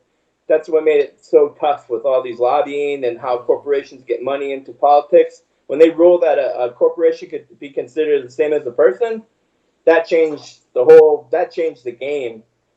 So we have to take if you take money out of politics, you make lobbying like that how lobbyists work and how much money they dump into these lobbyists to go speak to representatives and you know grease some palms and get what they we need to take money out of politics. It should be we need to have we gotta get rid of super PACs because you can donate unlimited amount of money to a super PAC. Unlimited amount of money. I could donate $1 billion to a super PAC, and they got super PAC can distribute money however they see fit to any campaign, anything that they want. But I can donate unlimited amount of money to them. We gotta get rid of that. You can't be able to give unlimited amount of money to a political campaign. You can't be able to do that. We have to get rid of that. That's where the problems are coming from. Like when I know that if I vote a certain way, I'm going to get a huge check to the super PAC that I benefit from. That just corrupts the whole system. I think we need to go back to like where we have debates on TV, where that you everybody gets a chunk of time on regular on regular television. You get a chunk of time where we get to hear what this candidate's about. They get to debate. They get to talk about their things. Mm-hmm. It's on every single channel. We have multiple touch points throughout the year through the election cycle where these people get to talk. Where you can't run an attack ad commercial. You can't. So we have our representatives in a room talking about what the issues are, and we have people asking them questions, people from the community. You get to go there and say, hey, my school is not performing well. Our kids are not scoring well. They're not reading well. They're not learning math effectively. What are you going to do? How are you going to allocate more funds in my school to answer these questions instead of it being businesses controlling what happens? You know, Mm-hmm. like I think it's really money in politics. We have to get money out of politics. If it's but it's one of the hardest things because there's a whole machine behind all that. It's profitable. It's profitable for these. They've shown that $1 million donation equals X amount of millions of dollars for them when they get their policy passed. So it's just good business. If I donate this amount of money, I know on the other end when I get my policy passed, I'm going to make out 10 times more out of that. You know? So would you take corporations out of it completely and just have like a limit to what each individual across the board, what each individual can contribute, and then that way it looks Yeah, more. we have a contribute. You Yeah. have like $2,500, I think. You can, as an individual, direct donating directly to a candidate. Mm-hmm. It's the super PAC that we have to get rid of. These super PACs, these political action committees, we have to outlaw those. Those are illegal. We can't have a super PAC Right. anymore. So all you can give is the max amount, $2,500 a year to a candidate. That's where it ends. You know, So leave the that's where it ends corporations right there. in, but put a cap on them too. Like you can only do 2,500. Gonna do $2,500. And if a business wants to give $2,500, let a business give $2,500. It holds the same power as somebody, an individual, giving $2,500. Mm. But it's but that's how it gets. That's how politics get dirty. When I can donate $1 million to Donald Trump, for America Political Action Committee, that that's it's not okay. It's not okay to be able to do that. But it's going to take it. That's going to have to be challenged. It has to go to the Supreme Court. Be able Yeah. to change that. You know, Speaking of Supreme Court, what do you see happening in the future? You've already got the Republican nominee going through her first round of questioning. What are your thoughts on that? with my thoughts, I think it's rushed. I think you have a bunch of hypocrites on the Republican side saying that when Obama wanted to put his nominee to the Supreme Court up, oh, it's an election year. Let the people choose. This is what people are voting on. They're voting on to be able to who's going to put another Mm-hmm. Supreme Court justice in there. You're a lame duck president. And then you have Lindsey Graham saying, hold my words against me. And then he's out there, well, what I really meant was when you control the Yeah. Senate and the presidency, you can do what you want to do. That's really what I meant. I was like, that's just, I was so upset about it. I was so upset about this, like, because you're, it's having a different starting line all over again. Because the president and the Senate are the same party, so now you can do what you want to do, and it's like being a hypocrite. It just Mm-hmm. made me extremely upset. It made me extremely upset because they're talking this mad game of what's good for me is not good for you. Like I don't like this. And that their nominee that they have up there, she acts like she's not I'm an originalist. How the framers intended the Constitution to be interpreted. That's how I'm going to interpret the law. Well, we're having how the framers how the Constitution was written in 87 or 1781 or whatever when the Constitution was written. We want to use what their thought process was back then. You had to own land and had to be a man. Those were who wrote our Constitution. And now you're gonna interpret in their eyes? No. Like that's the worst thing for this country. It's the worst thing to have an originalist point of view on how the Constitution needs to be interpreted. You were 3/4 of a person, you know? People couldn't vote. If you're a woman, you couldn't vote. If you were Right. black, you couldn't vote. If you're a woman, you couldn't own land. You had to have your husband the only one who could own land. If you're Yeah. black, you Yeah. couldn't It's even vote only or own land. You're working in you're working you're a slave. And that's how we're supposed to interpret the Constitution. right. Like really, it's the last thing that we need to have. And then she's gonna undo all these things. Like I mean, whatever your views on about a woman's right to choose, like that's between the woman and her medical provider. That's whatever you feel about it. That's what's good for you. May not be good for your neighbor, but your neighbor should have that opportunity to make that decision. Right. If she so fits wants to make that decision, if I was in that situation, maybe I wouldn't. I would feel differently, But I'm also a man. I'm not a woman. But we need to have people need to have. We can't get rid of Roe versus Wade, and that's what they want. They want to get rid of bring it down to the states, and the states decide if abortion's legal or not. No, that doesn't need to happen. The Affordable Care Act. We need people need like health care is a human right. That's a Mm-hmm. human right. That's how we keep people working for low wages, working themselves to death is because they don't have health care because they have to go to work sick. They have to go to work injured. They can't, you know. Like I would say because I know how important healthcare is because for a time in my life I didn't have healthcare and I needed to have a surgery and I had to pay for that out of pocket. Wow. You know, so I know how. So do you want to strike that down? Because when the Supreme Court does something at the Affordable Care Act, which they're trying to challenge, it's coming up through the court. I think they have a court case waiting in the in the hopper to go up to be seen before the Supreme Court to see if the Affordable Care Act is constitutional or not is the moment they say it's unconstitutional, 20 some million people instantly lose their health insurance. That Mm-hmm. happens. Then 100 and something odd million people have pre-existing conditions. Now it can be either be dropped off of their health care or can lose their health care entirely, instantaneously when that Well, happens. so let me ask you this: if they have control of the presidency and the House and the Senate when Trump first got elected, yes, do I have that right? So do they have the right to do that if they control the House, Senate, and the presidency? Yeah. Like As they they had a right now? chance to, if they wanted to, they could have gotten that gotten it, or at least change some things around. Yeah, they could have changed everything because if you control the House, the Senate, and the presidency, you Right. can do pretty much whatever you want now because you have the votes in the House. Mm. You can pass whatever bill you want there, it goes to the Senate, and you can pass the bill there, and then the president can sign off. You can do whatever you want at that point. So what about You this know? for a theory? What about this for a theory? Roe v. Wade, right? Yeah. Um, they know their base.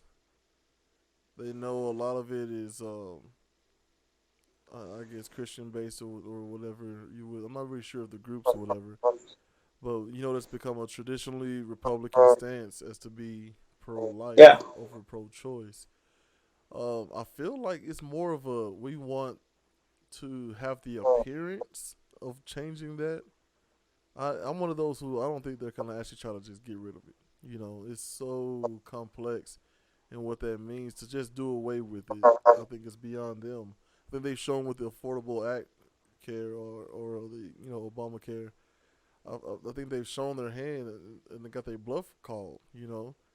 Because the whole time during Obama's term was like we're gonna get rid of X Y Z, and then they didn't. You had the House, Senate, and the presidency, and they just didn't. I feel like it's that thing that Trump says. We're just gonna you just say things, and they'll believe it. Yeah. Their base is gonna be solidified because you just keep saying it and looking a certain way. You keep doing this horrific policies and going to make sure you got the camera showing you praying, and boom, I got the evangelicals. You keep saying that you're pro-life, but you're not making any headways in changing it to match for your policies to match that, and boom, you still solidify your base. I think it's a bunch of smoke and mirrors, and it's a lot of posturing. Like so, I don't know. I'm one of those who I try to just take a breath and say, okay, when they had a chance to do some very real damage, they didn't, because there's a lot of checks and balances for one. For another thing, it's I think they know for the most part the biggest pitfalls, right? Like just getting rid of Yeah. all that health care all in once. Like they knew that it was gonna one hurt their base probably more than anybody else, right? That's another thing that's not really talked about that much. That their base are the ones that's going to hurt the most, right? And all these so-called socialist programs are being used by people of their base, by the numbers more than Democratic voters. So Mm-hmm. I think they're aware of that, and they have to say and look a certain way. But I think we just take a breath, and I mean, time will tell. But I Yeah. really thought like Obamacare was gonna be gone when I saw when Trump won. I was like, oh, there goes Obamacare. Better call my mom. See if she can save and try to figure out her healthcare needs. Like I was one of those people. Like, all right, it's over. But nothing happened. And then now he's saying, hey, when you vote for me, I'm gonna get the best health care. Like, well, what have you been doing these past 3+ years? You know, and then he rolled out this platinum plan for us black folks. And it's like, well, what have you been doing the last 3+ years? You keep talking about unemployment and the economy, like unless you're just completely ignorant to the fact that these things work in a natural wave, right? The ups and downs happen. How far up and how far down is where the president can cause some real changes. But for the most part, like this is we're still eating off of an Obama economy. You know, Yeah. so I don't know. I don't know how I don't know how a reasonable person is going to look at a president who's going back for re-election and saying, if you vote me in this time, I'm going to do X, Y, Z. When they haven't shown, especially when they had the House and the Senate at one point, they haven't shown any real progress there. I don't know. I think. Well, this is what my opinion on it all is. When it really comes down to all of this stuff, like it's all of it's like peripheral stuff. Because really, where like 90% of people don't participate in the stock market. So when they say hey, the economy is really good, well, only 10% of the population is invested in that, That's and huge. Yeah. invested in the stock market. So you can't say that's making my life any better because the vast majority of Americans aren't invested in the stock But isn't it market. supposed to be You more of know, a trickle down economics thing? Like if these but that's companies are doing well, they're paying they're getting the best insurance plan, vision, dental. They're paying their employees a decent wage. Isn't that kind of how we're supposed to look at it, even though it's not happening? yeah, it's not happening because that trickle down economics only benefits one group of people, the super wealthy. That's only the trickle down economics. They get you all. Oh yeah, if the top does really good, we're going to do really good on the bottom. No, it don't work that way. If we need trickle up economics, that's how we make things better. We need to do things for the bottom. We need to have a taxation system in this country that does not benefit the wealthy over the poor. I Mm, mean, we have. I mean, Amazon pays zero taxes, zero federal taxes, zero, and it's the largest corporation in the world. They pay zero taxes. mm. So everybody's paying more taxes, contributing more to the tax base to our country than Amazon is. Like really? Like we have a president who paid $750 in federal taxes. $750. Like That makes them we smart. need to change we need to change the system, we need to change that. Like we need to change how we do. Like we need to change the system where the super wealthy and the large corporations don't the control the game like they do. Because you know what? Like they're saying, oh, we're gonna hurt business, we're gonna hurt jobs. Businesses want to make money. These large corporations that are controlling what's happening, they want to make money. They're playing in the system, that the game that they created. But we need to start controlling the rules of that game that you created. Mm-hmm. We need to have regulation. I think the thing is, I always say I have zero problems if Amazon paid no taxes if they did all their stuff in the United States. I'd have zero problems with that. They paid a living wage to all their employees. I would have zero Mm-hmm. issues with that. With these, when we move all this stuff where it's cheaper to produce products in other countries than it is to produce that in our country and ship it on a boat, it's cheaper to do that. I say if you want this incredible tax breaks that you get, you have to have those jobs in the United States. I have zero problems if a corporation is providing living wages, decent pay, good benefits to their employees. In the United States, I have zero problems if they paid Mm-hmm. no federal taxes. I have zero problems with that because that is, do you have people, if your employees are doing well, what are they doing? They're going out, they're going to the movies, they're buying food, they're buying cars, they're buying clothes, they're buying all these things that contributes to the broader tax base and the broader good of your community. It builds it up, the economics. Mm-hmm. Like all that stuff gets paid back. But when I think of now how bad they've gamed the system, that we're gonna fail right now. Like we're our country is failing right now because of that. We have so many people that are underemployed who aren't working. We have I think of any like industrialized country, we have the least amount of able-bodied people in the workforce. Least So amount. but I think, yeah, we have the least amount of able-bodied people. We have people who quit looking for jobs because they can't find gainful employment out there. Oh right. Okay. You know, so when they say, oh, our unemployment is, it's not the real picture of what's going on. When they say unemployment's this, like get rid of the COVID unemployment. Before COVID hit, when it says our unemployment rates are at the lowest, but out of 100 people that are able-bodied workers, only 67 of them are actually have a job.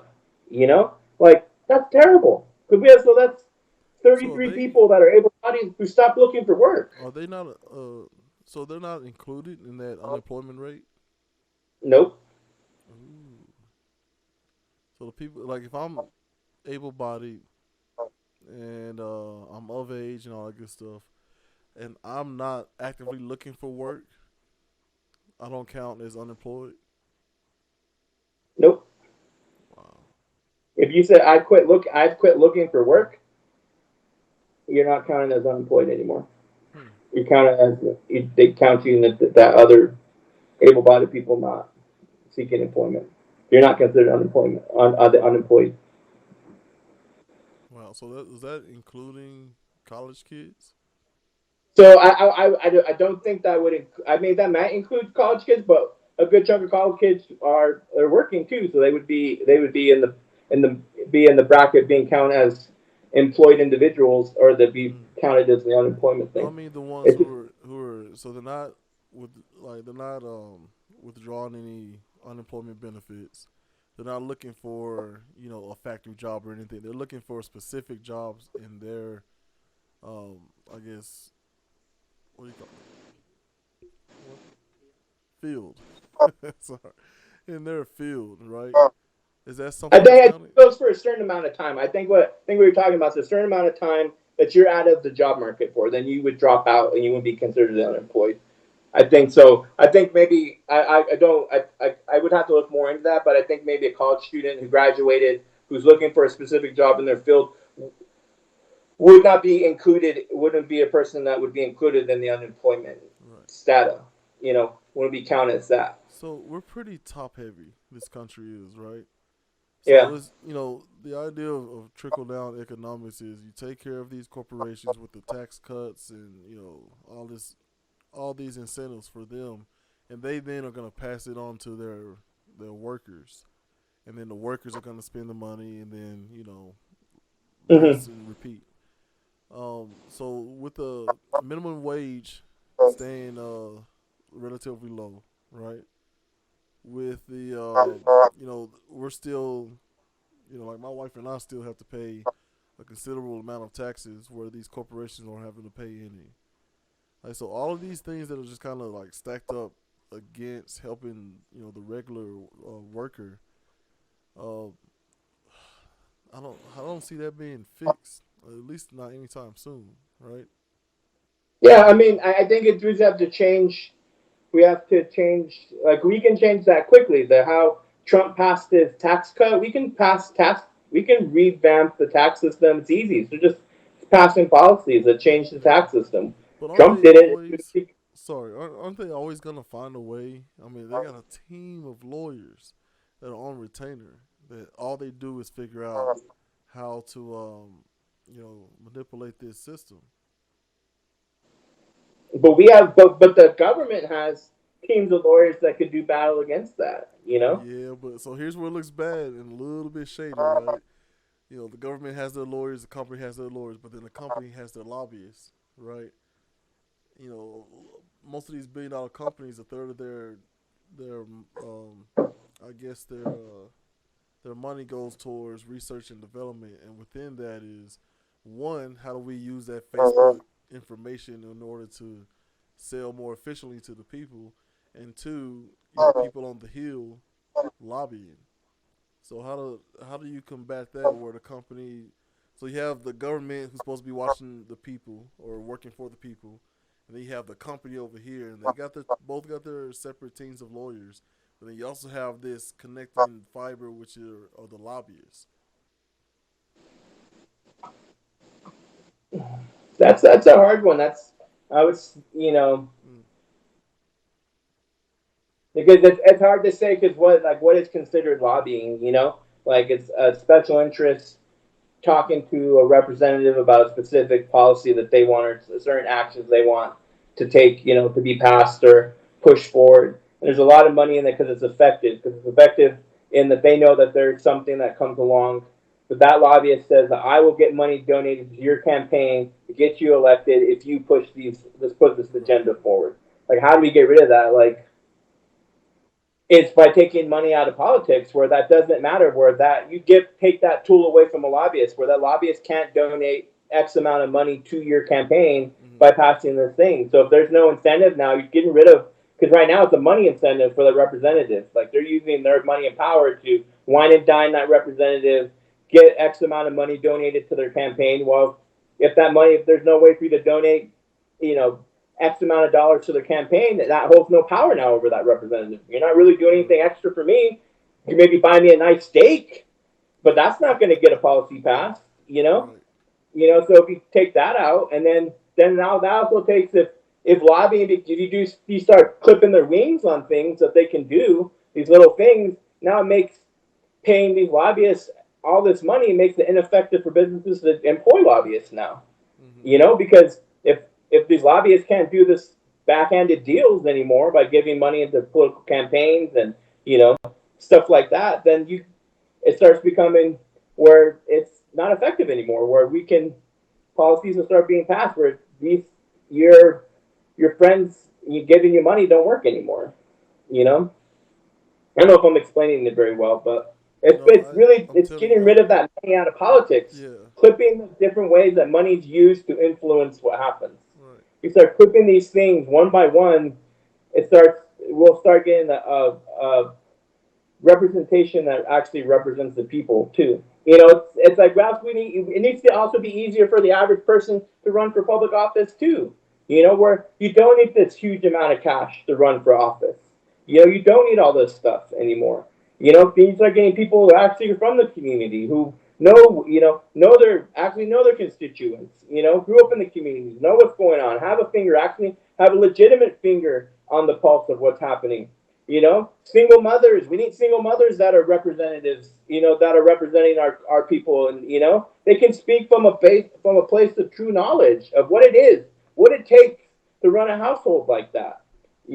What it takes to get through a day. What these things were. If we pass this specific policy, like we're childcare, like we're having universal childcare, what that would do for be able for someone to get out of their situation. Because a lot of times, one that you have children, they need to be taken care of. I can't sit in the classroom with my children with me. If I was an educator, I wouldn't have an issue with that. Right. You know, I would It's be like, hey, interesting. you know what, Yeah. you know. But like having these things that help people change their situation, that's what we need. We need to have more things. Education needs to be more affordable. We need to have going because what is because education is a tool to change your having is something that can't be taken away from you. When you're educated, it's something that can't be taken away from you. Once you get that piece of paper, you get a college degree, a associate degree, a technical certificate that can never be taken away from you. They can never take that away from you. They can take your car away from you. They can take your house away from you. They can take an arm away from you, but they can never take away your education from somebody. Mm. And with education, it changes your opportunities in this world. It changes your opportunities. So that's why they want to restrict people from getting educated, because when you're educated, you have more opportunity, you have the ability to get a better job, you have ability to provide more for your family, you have ability to provide, to add to society, and that's why they want to take it away from you.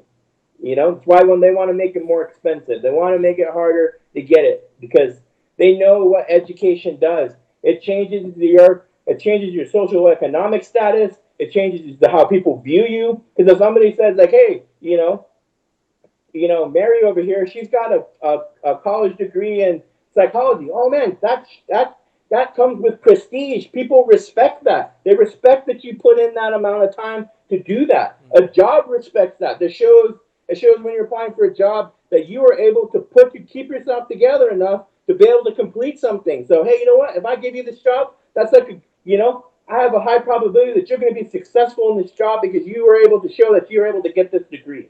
You know, so they but how do you keep wages low? How do you keep all this stuff? You keep wages low by not allowing people to get education to better their situation, making college more expensive. We live in a state where college education is a lot cheaper than other states and other communities. Our state colleges and our community colleges are a lot cheaper, but still costs when you don't have anything. When you're making a minimum wage, do you think you have enough money to pay that, the couple $100 it takes to take a class at a community college? No, you're just trying to keep your lights on. You're trying to keep your food and water. Right. You're just trying to get the necessities. So we made.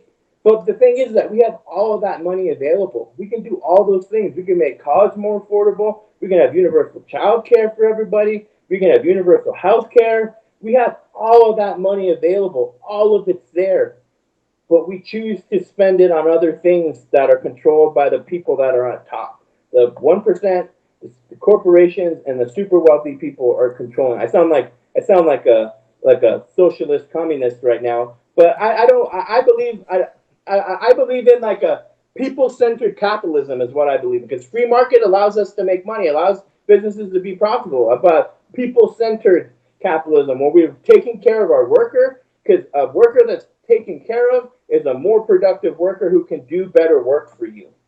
I like that. So I which like makes how your you. company more I like how profitable. you're kind of rebranded it there. Of how'd you put it again? People People centered centric, capitalism. people centered capitalism. And see, look, here's what's gonna have to happen. I'm gonna have to invite you back on so we can talk some more about these things. And so can I can I get that commitment from you? You gonna come back? Yeah, Awesome. get on Because my and soapbox. next time we I talk can. all the time. So next time we can talk about possibly the election results and then your campaign, because you sound like, man, you're very close to getting into that line of work, man. That sounds great. I'd vote for you. You vote for me? Thanks. You're my first vote. It's on here now that you. There I it got my is. first vote if There I it ever run is. for. All I, right. I So always say I'm going to run for a school board. Is what I'm going to run. If I ever mm, run for anything, is I'm going to run for a school board, because I feel like that K through 12 or pre K through 12 mm, is a pivotal time in our children's lives. mm-hmm. It's having a stable, well-rounded education sets up to have better people in our community, a better society, and a more productive society. So I always say, like, if I've ever run for office, it's going to be for school board, because I feel like Yeah. if I can influence, how a school system is run and effectively change that, Mm-hmm. it's gonna pay tenfold out in the community with the students that are being produced. Well, look, You know, I'm gonna act as your campaign manager, and that's just the stepping stone to bigger things. So I'm gonna go ahead and say it now. Thanks for being on, Senator. Look forward to talking to you again. no thanks.